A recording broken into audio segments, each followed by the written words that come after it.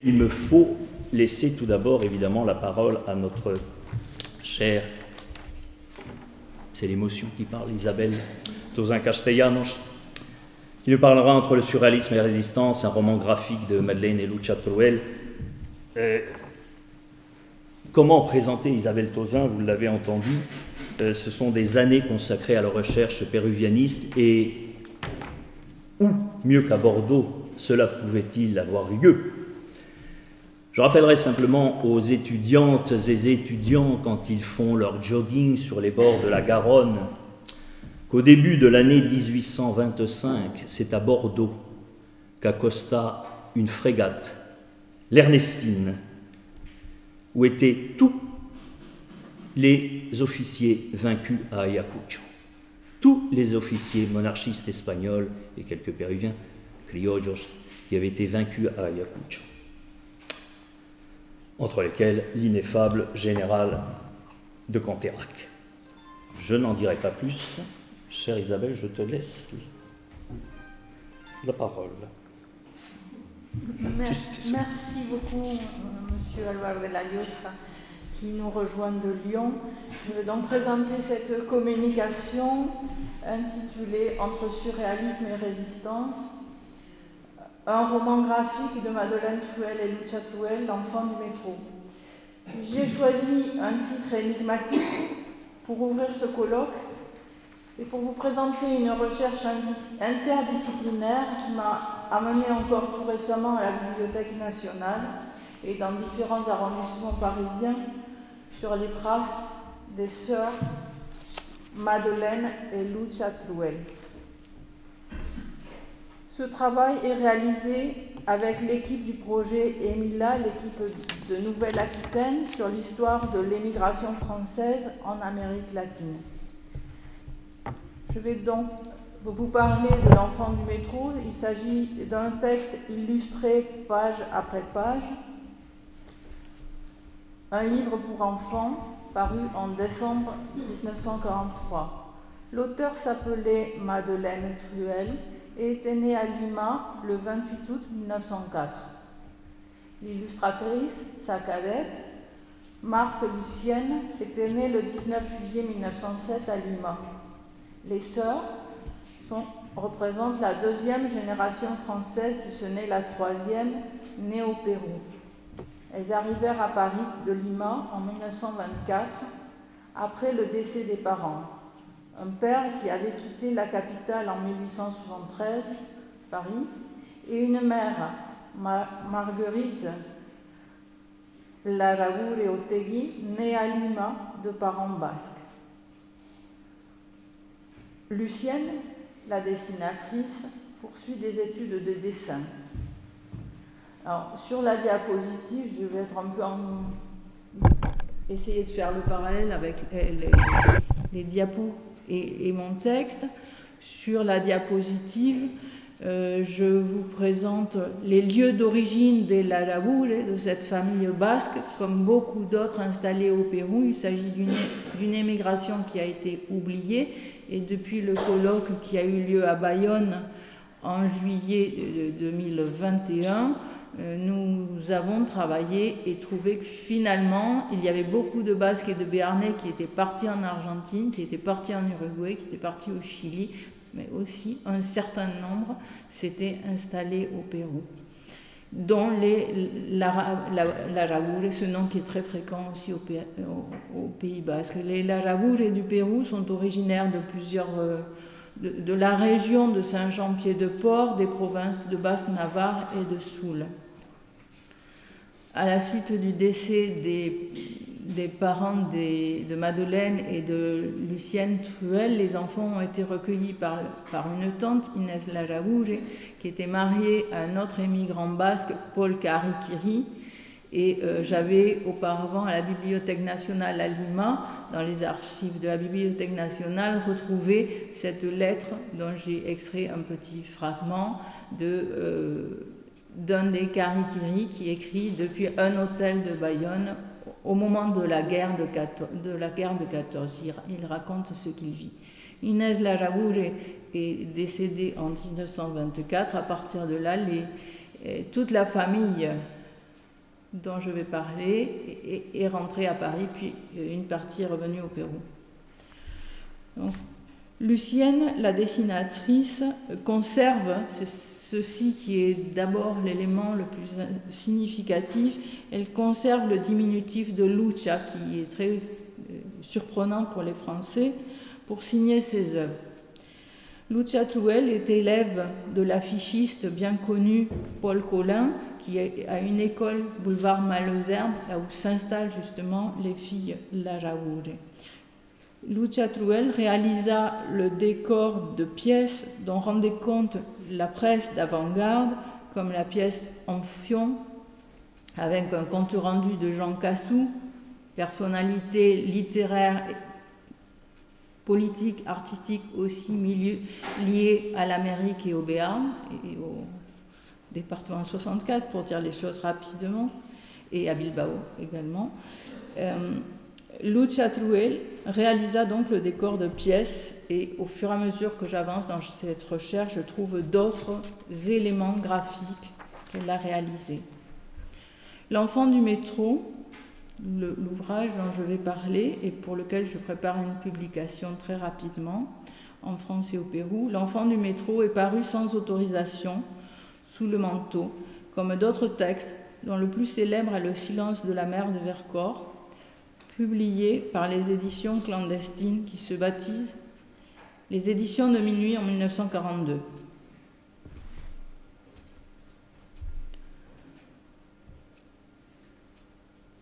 Dire que le livre de Madeleine et Lucia Truel est paru en décembre 1943 est éloigné de la réalité d'une distribution comme celle dont bénéficie au même moment un siècle d'élégance française.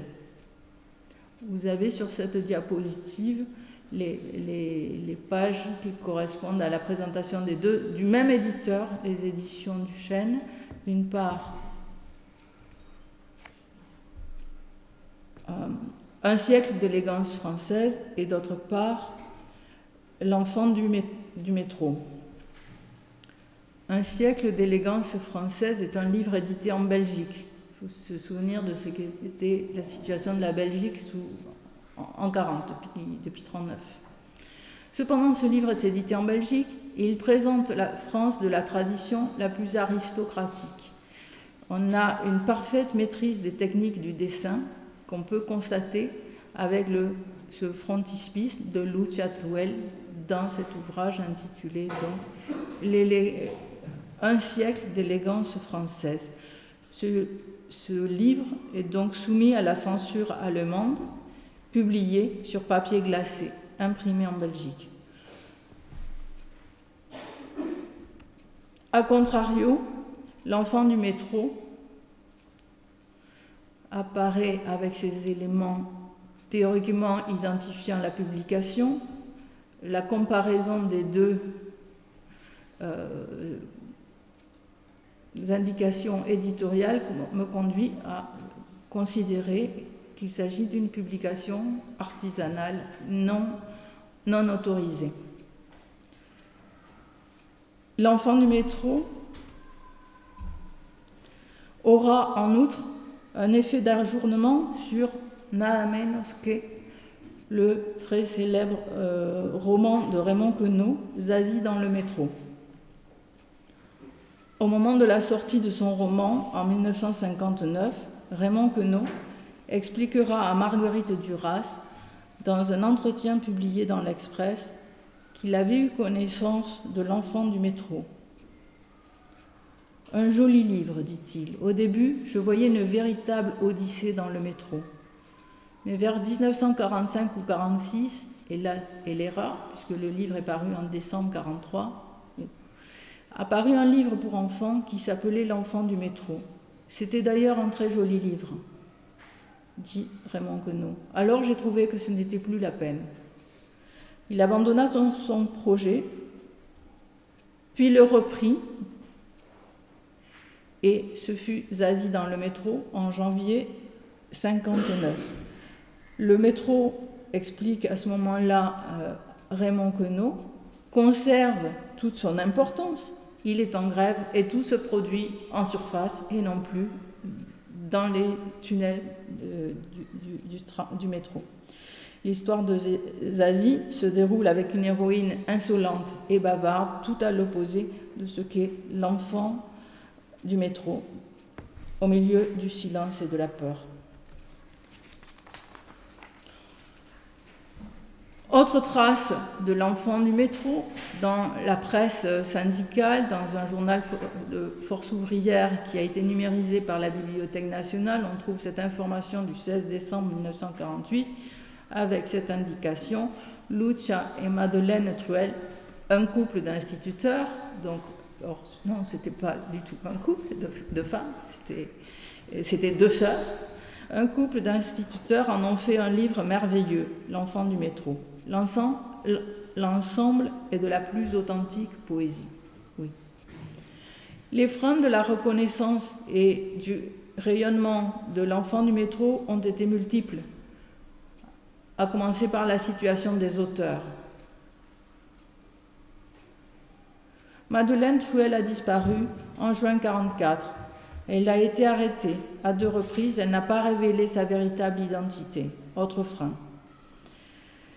Elle a été déportée sous un autre nom, comme en attestent les pièces conservées par la division des archives des victimes des conflits contemporains du ministère de la Défense, de sorte que son destin tragique n'a été reconnu qu'en 1951, 6 ans après la fin de la guerre.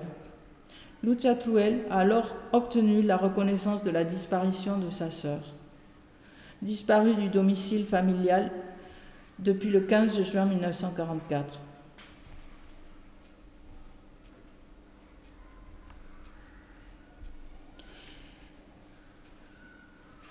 Vous avez ici les documents donc, qui sont au service historique de la Défense, à la division des archives des victimes des conflits contemporains qui est à Caen.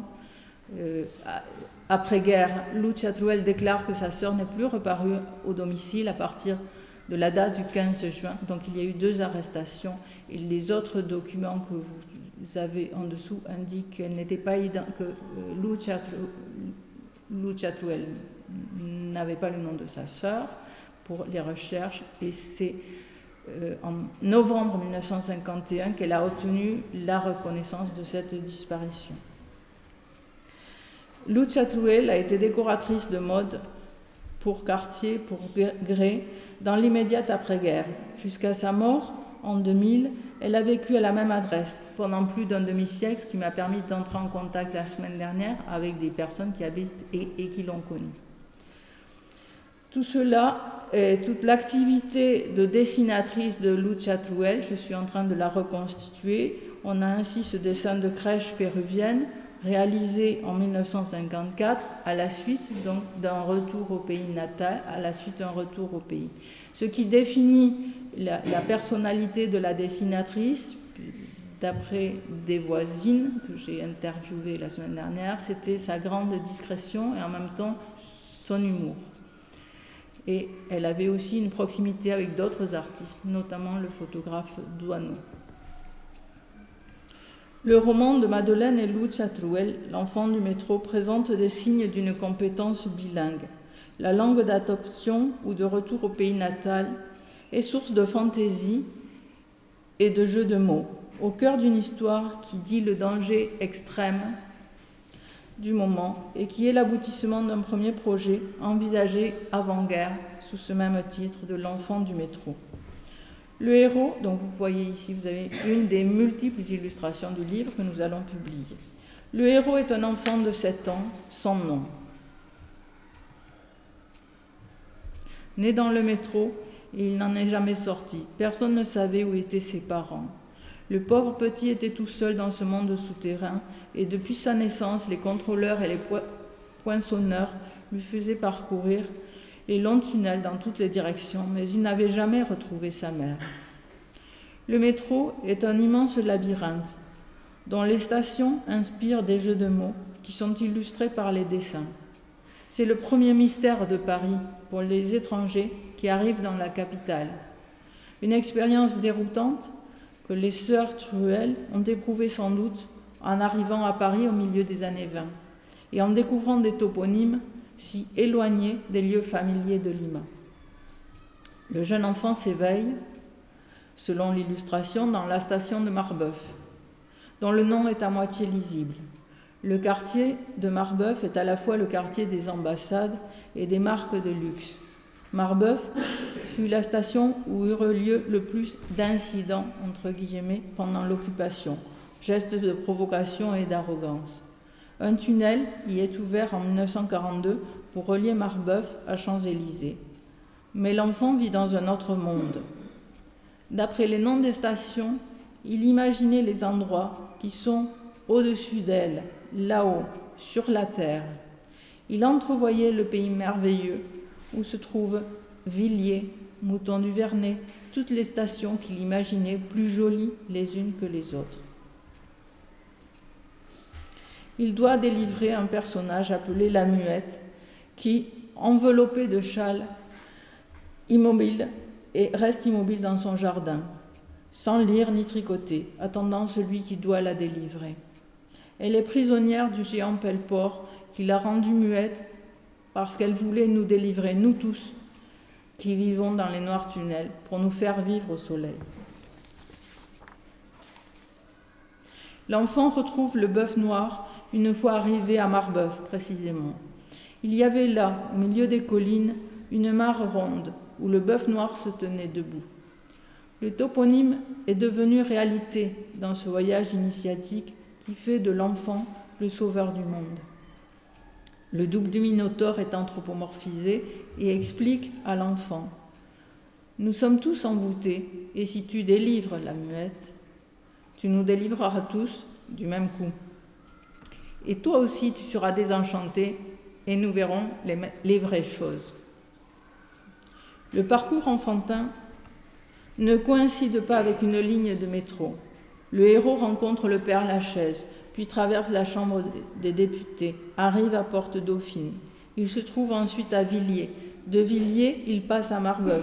Il franchit les ruines d'un ancien palais. Les dessins de Lucia Truel ont une apparence naïve, mais la confrontation avec d'autres dessins, comme le frontispice que je vous ai présenté au début du livre « Un siècle d'élégance française », démontre qu'il s'agit de l'adoption volontaire de la part de la dessinatrice du point de vue de l'enfant et non pas d'un manque de compétences dans l'art de dessiner. De l'ouest parisien, nous sommes ensuite transportés au sud, dans un zigzag qui va des Gobelins à Mouton-du-Vernay, puis à Campo-Formio, aux Tuileries. Cap est mis ensuite sur l'est, où se trouvent Bel-Air, Combat, Ménilmontant, Fédère-le-Chaligny. Par enchantement, l'enfant et la fée qui le guide arrivent à Courcelles, là où Lucia Truel a continué de vivre jusqu'à sa mort. Puis nous sommes à Chevaleret. L'enfant est à nouveau seul devant Maison Blanche. Des branches s'agitent dans le vent, sans faire aucun bruit. Il y a des oiseaux, mais on n'entend pas de chant. Il voudrait appeler, crier, mais aucun son ne veut sortir de sa bouche. Alors, il comprend. Il est chez la Muette et tout est muet autour d'elle. La Muette se trouve dans un grand jardin, triste et desséché. Le géant Pelleport est terrassé par magie, la terre ouvre ses entrailles, et des enfers, du haut des rochers d'Enfer Rochereau, 1000 diablotins jettent le géant dans un précipice, tandis que la nature renaît et que la Muette retrouve enfin la parole. Les dernières étapes sont heureuses. Sèvres-Babylone. Sèvres-Babylone est un magnifique palais où retourne la Muette. Mais c'est une scène onirique, car en 1943, à la station Sèvres-Babylone, se trouve toujours l'hôtel Lutetia, centre de renseignement de l'état-major allemand. L'illustration, qui montre une scène de pastorale et un palais oriental, transfigure la réalité contemporaine. Finalement, tous ceux qui ont aidé l'enfant dans sa recherche pour sauver la Muette, la France occupée, retrouvent le jeune sauveur dans la place des fêtes, qui est pavoisé. L'enfant s'éveille auprès de sa mère, dans un espace lumineux, où passent des bijoux volants, tout frais sortis de la chrysalide dorée, et le premier rayon fait apparaître, au-dessus de toute la terre, un arc magnifique aux 7 couleurs transparentes. Les pérégrinations de l'enfant à la recherche de la muette conduisent ainsi le lecteur de l'ouest à l'est de Paris et du centre au sud. Les noms des stations de métro sont réinterprétés par l'imagination à partir des toponymes. Le nord et une grande partie du cœur de la capitale ne sont pas parcourus. Un des charmes de l'enfant du métro, ce sont les illustrations faites par Lucia pour compléter l'histoire. Certains des dessins, comme je l'ai dit, d'apparence naïve, représentent un défi à la censure allemande, lorsqu'il était interdit de brandir un drapeau français et d'organiser un bal populaire, une distraction contraire à la morale et au redressement national. Le chapitre consacré à la Chambre des députés montre les parlementaires plongés dans un profond sommeil, celui de la Belle au bois dormant. L'hémicycle est devenu un dortoir, rose bonbon, totalement irréaliste. Un haut de forme laissé sur une chaise symbolise l'autorité omniprésente et absente. 7 drapeaux français non mentionnés dans le texte sont ajoutés à l'image. Cette image elle-même au milieu du livre constitue un acte de résistance contre l'occupant allemand. L'état-major nazi et ses bureaux de propagande sont installés au Palais Bourbon, qui arbore le drapeau à croix gammée. L'illustration couleur de la place des Fêtes n'est pas séparée du texte, à la différence des autres planches. Lucia Truel a dessiné une fête dans la nuit, juste après la vue bucolique de Sèvres-Babylone. À la place des Fêtes, dans une ville de Paris réduite aux cartes d'alimentation, des pâtisseries attendent les convives. Les saltimbanques, les bohémiens gesticulent en toute liberté. Un orchestre joue en plein air. Enfants et adultes dansent allègrement. Au moment où les bals populaires sont interdits, comme signe de décadence et d'immoralité par les autorités. Cette image, insérée au milieu de l'enfant du métro, proclame l'espoir de liberté. D'autres chapitres sont moins festifs, comme Campo Formio, un désert étrange où tout était calciné par un soleil rouge et brûlant. Madeleine Truel rapproche Formio de fourmis et de chaque trou noir sort une énorme fourmi volante. Elles arrivent toutes maintenant avec leurs gros yeux ronds et leurs antennes frémissantes. La pensée magique sauve l'enfant qui, grâce à une amulette, une bille perdue et retrouvée, échappe au monstre qui se jetait sur lui. L'enfant du métro a quelques irrégularités formelles, explicables par les circonstances de la publication, comme des hésitations dans la ponctuation. Quelques hispanismes sont aussi repérables, tels que la transcription des cris des animaux ou des libertés syntaxiques. L'occupation, le double langage de l'enfant du métro, c'est-à-dire sa dimension allégorique, l'œuvre de 2 femmes, tous ces éléments sont susceptibles d'expliquer le destin perdu de l'enfant du métro, un processus qui va s'inverser à partir de cette recherche. Du fait aussi bien de la qualité esthétique des illustrations que de la puissance onirique et de l'engagement du livre, avec ses personnages fantastiques, ces animaux qui parlent, ces objets de contes traditionnels réinvestis dans un décor mi-urbain, mi-champêtre du Paris inhumain des années 40. Lucienne, tout comme Madeleine, grâce à la consultation d'archives et le recueil de témoignages disséminés dans des fonds publics et privés, nous espérons donner à la connaissance du grand public leur mémoire. Ce que j'ai pu retrouver, ce sont les circonstances de l'arrestation de Madeleine Truel, rapportées par des témoins arrêtés en même temps. Leurs récits ont été consignés dans les archives du comité d'histoire de la Deuxième Guerre mondiale. Le 6 juin 1944, le débarquement a sans doute entraîné un certain flottement par rapport aux habitudes de sécurité et de cloisonnement qui définissaient les réseaux de la résistance. Ce jour-là, dans un restaurant rue de l'Abbaye, près de Saint-Germain-des-Prés, ont été arrêtés, comme vous le voyez, des résistants dont les noms ou surnoms étaient Grappin, Courtade, Kaufmann, Annie Hervé, et on a la mention de Mademoiselle Truel, et 2 autres personnes. Bref, tout le personnel de l'AID, autrement dit, des résistants qui œuvraient au sein de la clandestine agence d'information et de documentation pour la presse et qui deviendrait ensuite l'agence Havas, l'AFP, l'agence Havas devenue ensuite l'AFP. En 1947, Pierre Grappin ne manque pas de mettre en relation, et c'est la deuxième citation, de mettre en relation le nom de Madeleine Truel, Marie, comme l'auteur d'un conte pour enfants, L'enfant du métro, et d'indiquer que ses sœurs, donc plusieurs sœurs, s'occupaient de l'impression. Les contacts que j'ai pris au cours de ces 2 dernières semaines m'ont apporté de nouvelles informations sur les sœurs Truel et les confirment comme des personnalités discrètes, artistiques, passionnantes et extrêmement impliquées dans la résistance. Merci.